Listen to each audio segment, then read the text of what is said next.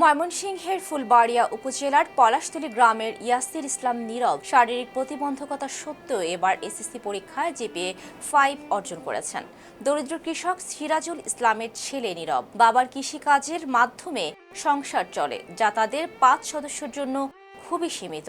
নীরবের স্বপ্ন ডাক্তার হয়ে অসহায় ও শারীরিক প্রতিবন্ধী মানুষের সেবা করা। কখনো আমার এই জীবন পর্যন্ত কখনো প্রাইভেট করে নেই। আমাদের স্কুলে স্যার ম্যামদের দিক নির্দেশনা, তাদের পড়ানোর, তাদের শেখানোর বিষয়টা আমি আমার এসএসসি জীবনে অ্যাপ্লাই করেছি এবং আমি আমার সফলতার দৌড়ে ইনশাআল্লাহ পৌঁছেছি। এখন আমার স্বপ্ন হলো আমি একটা ভালো কলেজ থেকে আমার কলেজ লাইফটা শেষ করে আমি মেডিকেলে অ্যাডমিশনে পরীক্ষা দিতে চাই।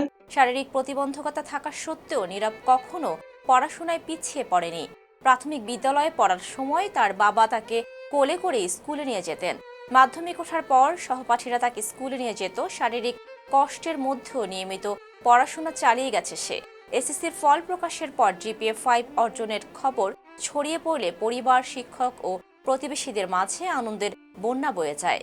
নীরব উচ্চশিক্ষার জন্য সরকারের সহযোগিতা কামনা করে বলেন, তার বাবা দরিদ্র কৃষক, মা গৃহিণী। যেহেতু গোল্ডেন প্লাস পাওয়ার ইচ্ছা ছিল, হয়তো কোনো কারণবশত গোল্ডেন প্লাস পায় নাই, তারপর আমার ছেলে পর্যাপ্ত পরিমাণ নাম্বার পেয়েছে বলে আমি আন্তরিকভাবে খুশি। যেহেতু আমার ছেলে 1124 নাম্বার পেয়ে এসএসসিতে জিপিএ 5 পেয়েছে। উচ্চশিক্ষার খরচ চালানো তাদের জন্য কষ্টকর।